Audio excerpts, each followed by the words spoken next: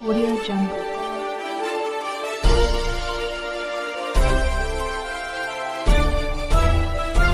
Audio Jungle. Chakur तालुक्यातील महाळंगी येथे रविवारी दुपारी 4 वाजण्याच्या सुमारास जोरदार वादळी वाऱ्यासह पाऊस झाला. त्याचा तडाखा संपूर्ण गावास बसला.